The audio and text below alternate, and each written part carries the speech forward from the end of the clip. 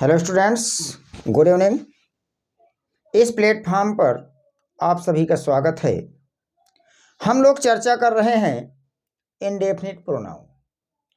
तो आइए देखते हैं इंडेफिनिट प्रोनाउन के कुछ और रूल्स, क्योंकि लास्ट क्लासेस में हमने इंडेफिनिट प्रोनाउन पर कुछ विशेष नियम देखे थे।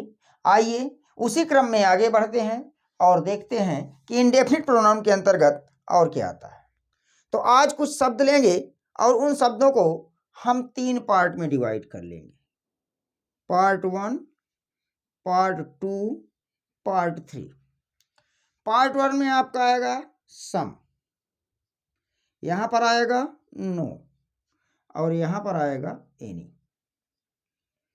फिर यहां पर आएगा आपका पार्ट 1 में सम 1, यहां पर आएगा नो 1, या फिर आपका हो जाएगा नन और यहां पर आपका हो जाएगा एनी 1।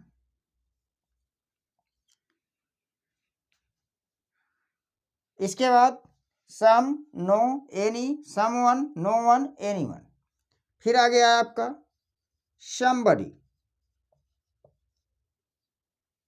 यहां पर क्या आ जाएगा नोबडी, यहां पर एनीबडी। उसके बाद फिर देखते हैं यहां पर आएगा आपका समथिंग, यहां पर आएगा नथिंग और यहां पर आपका आएगा एनीथिंग। तो देखिए हमने कुछ शब्द लिए। क्या लिया? पार्ट 1, पार्ट फर्स्ट में हमने लिया some, someone, somebody, something. Part second में हमने लिया नो, नो वन, इसी को नन भी कह सकते हैं, नो बडी, नथिंग। और पार्ट थर्ड में हमने लिया any, any one, anybody, anything. अब हमें देखना है इनका करेक्ट यूज, कि सेंटेंस में इनका करेक्ट यूज कैसे किया जाए। तो ध्यान दीजिएगा, अब कहा यह जाता है कि सम या सम से बनने वाले जो भी शब्द हैं, ध्यान दीजिएगा, सम या सम से बनने वाले जो भी शब्द हैं उनका प्रयोग सकारात्मक सेंटेंसेज में किया जाता है। मीन्स ऐसे सेंटेंस जो पॉजिटिव सेंस देते हो, तो कहाँ किया जाएगा? पॉजिटिव सेंस में। इसके बाद नो या नो से बनने वाले जितने भी शब्द हैं इनका प्रयोग किया जाता है निगेटिव सेंस में, अर्थात वाक्य का भाव नकारात्मक हो। यदि वाक्य का भाव सकारात्मक है तो सम या सम से बनने वाले शब्दों का प्रयोग किया जाएगा। यदि वाक्य का भाव नकारात्मक है तो नो या नो से बनने वाले शब्द का प्रयोग किया जाएगा।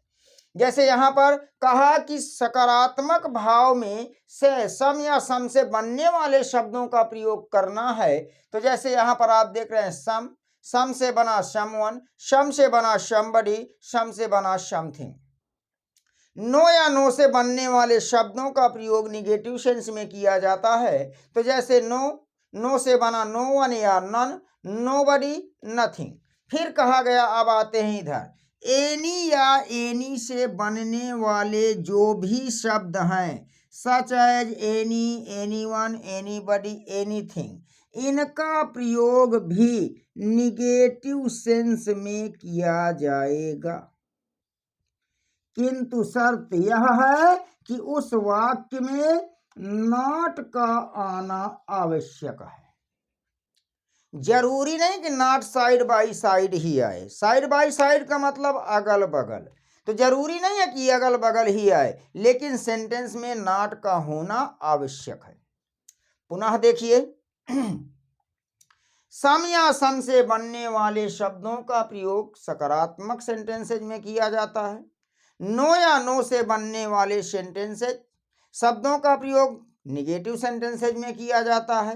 एनी या एनी से बनने वाले शब्दों का प्रयोग निगेटिव सेंटेंसेज में किया जाता है, लेकिन उसमें निगेटिव वर्ड का आना आवश्यक है, और हम देखते हैं तो 95% केसेस में नॉट मिलता है। आइए अब हम कुछ एग्जाम्पल्स के माध्यम से समझते हैं कि कैसे इनका प्रयोग करें, सेंटेंस कैसे गलत होता है, कैसे उस सेंटेंस को सही करें। तो आइए इस माध्यम से एग्जाम्पल्स के द्वारा इन सारी चीज़ों को हम क्लियर कर लेते हैं।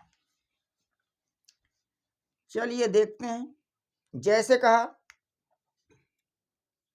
मेरे पास कुछ है। मेरे पास कुछ है, अब कुछ की क्या होती है? समथिंग। तो क्या लिखा? I have something. मेरे पास कुछ है, ये बन गया। चलिए आगे देखते हैं। कहा, मेरे पास कुछ नहीं है। अब कुछ नहीं की क्या होती है? नथिंग। तो क्या बनेगा? I have nothing. लेकिन याद रहे कि एनीथिंग का मतलब भी होता है कुछ, लेकिन जैसे समथिंग का मतलब कुछ, नथिंग का मतलब कुछ नहीं, नकारात्मक आ गया क्योंकि नो लगा है। नो अपने आप में नेगेटिव है। समथिंग का मतलब कुछ, एनीथिंग का मतलब कुछ, लेकिन यदि वाक्य में एनीथिंग आएगा तो वहां पर नॉट 95% केसेस में मिलेगा।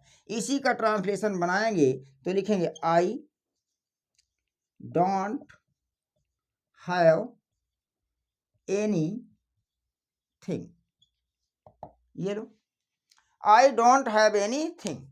अब क्वेश्चन कैसे बनते हैं उसको देख लेते हैं। तो क्वेश्चन आपका बनेगा कहाँ से? एक तो यहां से बनेगा, दूसरा यहां से बनेगा, मतलब सम और एनी से।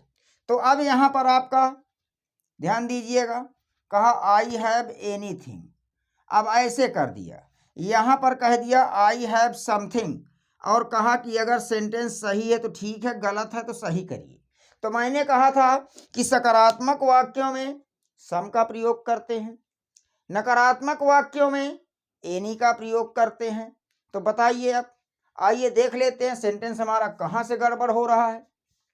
तो बताइए, यहां पर देखो लिखा है आई हैव एनीथिंग। इस सेंटेंस में कहीं हमें कोई निगेटिव वर्ड नहीं दिख रहा है। जब निगेटिव वर्ड नहीं दिख रहा है तो एनी को किस में बदल दिया जाएगा? सम में।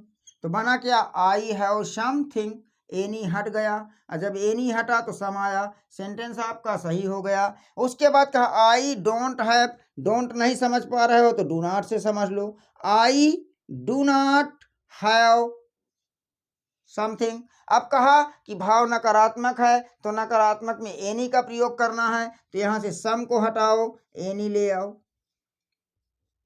तो क्या बन जाए? आई डू नॉट हैव एनीथिंग। अब ये सेंटेंस आपका सही हो गया। आइए और देख लेते हैं थोड़ा सा, यहां पर क्या होता है। जैसे कहा, मैंने किसी को देखा। कहाँ जा रहा है? सिंपल पास्ट में, आई सा सम वन।